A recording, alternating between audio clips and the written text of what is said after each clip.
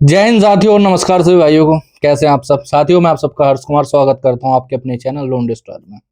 साथियों, बहुत सारे हमारे भाइयों का एक सवाल रहता है, जो कि अभी नए नए जिन्होंने डिफॉल्ट कराया, फिर कुछ महीने उनको डिफॉल्ट करे हो चुके हैं।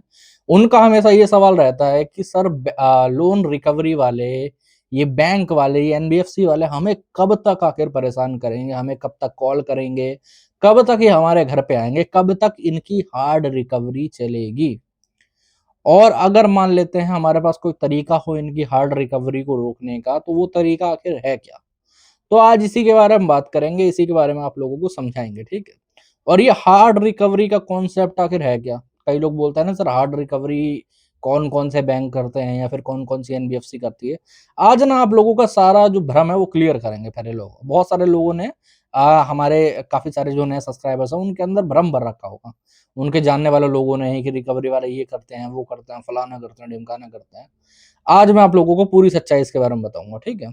तो साथियों, वीडियो शुरू करने से पहले अगर कोई भी लोन रिलेटेड प्रॉब्लम है, कॉल ज़्यादा आ रहे हैं या फिर रिकवरी वाला ज़्यादा परेशान कर रहा है आपके घर पे आके, या कोई लीगल नोटिस वगैरह कुछ आया है आपको, तो ऊपर नंबर आ रहा है, व्हाट्सएप पर मैसेज कर सकते हो हमें, ठीक है। व्हाट्सएप के माध्यम से हमसे, हमारी टीम से जुड़ सकते हो। अब आ जाते हैं मेन टॉपिक पे कि कब तक परेशान करेंगे आखिरकार। मतलब बैंक की कोई टाइमलाइन होगी ना, 1 महीना, 2 महीने, 3 महीने। मैं आपको बता देना चाहता हूँ, जब तक आप कोई स्टेप नहीं उठाओगे। स्टेप उठाने से ये मतलब नहीं है कि आप कुछ कर लो जाके, वो वाला स्टेप नहीं है ये, ठीक है। कई लोग गलत समझने लगे इसको लेके। मैं कभी भी ऐसी सलाह नहीं देता कि आप कुछ कर लीजिए या फिर कुछ वो करिए।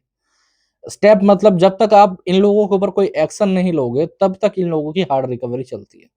एक प्राइम एग्जांपल मैं आप लोगों को देता हूँ, ठीक है। मेरा एक सब्सक्राइबर था, ठीक है, उत्तर प्रदेश, बनारस का रहने वाला। अब हुआ क्या कि उसके कुछ कार्ड वगैरह चल रहे थे, अलग अलग बैंकों से मल्टीपल कार्ड चल रहे थे, लोन नहीं थे, सबके मल्टीपल क्रेडिट कार्ड चल रहे थे। अब उस भाई ने कार्ड डिफॉल्ट कर दिया, पेमेंट वगैरह नहीं कर पा रहा था। अब 2-4 महीने तक तो उसको कॉल आई, मेरी बात सुनना, ठीक है। और 2-4 महीने के बाद कॉल आना थोड़ी कम हो गई, तो उसको लगा कि यार अब तो रिकवरी वाले आएंगे ही नहीं, और अब तो कुछ होगा ही नहीं। दरअसल हुआ क्या कि वहां पर जो भी जितने भी बैंक थे, उनको कोई third party recovery agency visit करवाने के लिए वहां पर उस टाइम पर मिली नहीं होगी। बट 6 महीने बाद, उनके डिफॉल्ट करने से 6 महीने बाद, उसके घर पे बार बार होम विजिट होने लगी।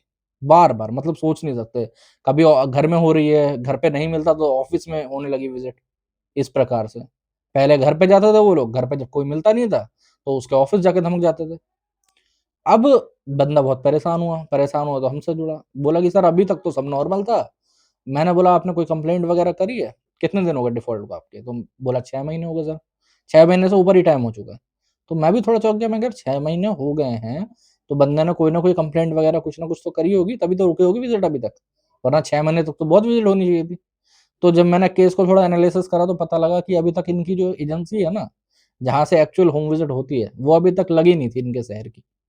जब इनके पास के एड्रेस की लगी नहीं थी तो विजिट करने कोई आता नहीं था। क्योंकि भाई अगर मान लो आपके एड्रेस से कोई 50-100 किलोमीटर दूर रह रहा है, तो वहां तो आप जाओगे नहीं होम विजिट करने के लिए, क्योंकि कोई भरोसा नहीं वहां पैसा मिले ना मिले, तो कोई अपना पेट्रोल क्यों फूकेगा, है ना। तो इसीलिए उनके यहाँ पर विजिट नहीं हो रही थी। जब उनके घर के कोई पास एजेंसी को वो चीज मिल गई, केस वगैरह उनका, तो वहां विजिट होने लगी बार बार। और कस्टमर के बारे में भी सोचिए कि उनके यहाँ पर ना तो उन्होंने कोई कंप्लेंट का एक सिंगल मेल तक नहीं करा, प्रायर नोटिस वगैरह तो छोड़ो, कि एक मेल कर देते हैं ना कि रिकवरी वाले मुझे कॉल पे परेशान कर रहे हैं या गाली गलौज कर रहे हैं, ये तक भी उनसे नहीं हुआ। तो फिर हमने उनका पूरा कार्यक्रम वगैरह करवाया, तो वन वीक लग गया। एक हफ्ते के अंदर उनके जाके विजिट वगैरह रोकी, ठीक है। तो आप लोग एक चीज समझ लो, बहुत सारे भाई ये सोचते हैं कि चीजें ना अपने आप शांत हो जाएंगी, अपने आप कुछ शांत नहीं होने वाला, ठीक है। हमारे संविधान में और जो बैंकिंग के नियम है उनके अंदर सीधे सीधे कहा गया है, किसी प्रकार की भी हार्ड रिकवरी नहीं हो सकती है, ठीक है। किसी प्रकार की हार्ड रिकवरी नहीं हो सकती। तुम पे आके कोई चिल्ला नहीं सकता, तुम पे आके कोई बदतमीजी नहीं कर सकता, तुम्हारे यार प्यारे रिश्तेदारों को नहीं बता सकता, तुम्हारे जो आस पड़ोसी है उनको लोन के बारे में नहीं बता सकता, और तुम्हारे फैमिली से भी बात नहीं कर सकता लोन के बारे में, और ना तुम्हारे ऊपर प्रेशर क्रिएट कर सकता है कि तुम पेमेंट करो करो करो। समझ रहे हो? लेकिन तब भी होता है, कई लोग बोलेंगे लेकिन सर ये रिकवरी वाले तो ऐसा करते हैं। क्यों करता है मैं बता देता हूँ। देखो, जो बैंक है ना वो एक संस्था है, ठीक है। बैंक हो गया, एनबीएफसी हो गई, ये सब एक संस्था है, सीधी सी बात है, ठीक है। जब ये सब एक संस्थाएं हैं तो इनको सपना तो गिरेगा नहीं, ये कोई इंसान है नहीं कि इन्हें पता होगा कि भाई साहब इनके जो रिकवरी वाले हैं वो पर्टिकुलर इस केस के अंदर कुछ ना कुछ उल्टी सीधी चीज कर रहे हैं, ठीक है। जब तक आप इनको कोई मेल, कोई कंप्लेंट, किसी प्रकार की कोई एक्शन इनके ऊपर नहीं लोगे, तब तक आपका कुछ नहीं होने वाला। तब तक रिकवरी भी वैसे ही चलेगी, तब तक सारी चीजें वैसी होती रहेगी। अब एक एग्जांपल देता हूँ, जैसे मेरे एक सब्सक्राइबर थे, उन्होंने बताया कि सर रिकवरी वाले डेली घर पे आ रहा है, बहुत परेशान कर रहा है। मैंने बोला कोई कंप्लेंट करी होगी किसी प्रकार की? कह रहे नहीं सर, मैं डिप्रेशन में चला गया था तो मैं कंप्लेंट कर नहीं पाया। मैंने बोला भाई डिप्रेशन में जाने से क्या हो जाएगा ये बताओ? तुम लोग डिप्रेशन में जाके अपना ही दिमाग खराब कर रहे हो। जो चीज एक्चुअली होती है ना, कंप्लेंट करके रुक सकती है।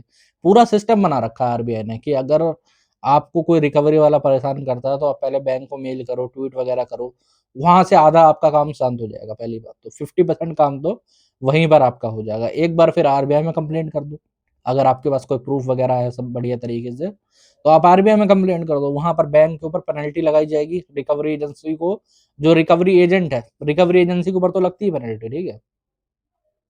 जो रिकवरी एजेंट है उसको भी नौकरी से निकाला जाता है, क्योंकि ये लोग हायर एंड फायर बेसिस पे होता है, समझ रहे हो।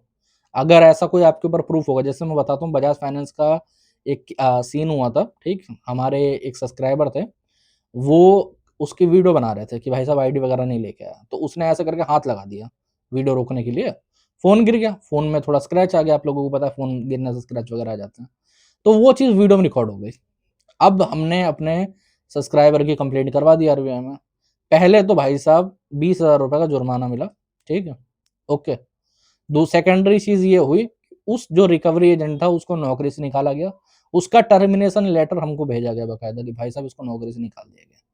और सेकेंडरी चीज, उसके खिलाफ एक पुलिस कंप्लेंट बकायदा खुद जो एनबीएफसी थी उसने करवाई है अपनी तरफ से, कि इसने कस्टमर के साथ में ये चीज करी है। बाद में कुछ ले दे के मतलब आपस में कस्टमर का और इनका सुलह होकर बात हट गई थी। बट आप सोच सकते हो कि मतलब बैंक का जो सिस्टम है वो कितना हाई होता है।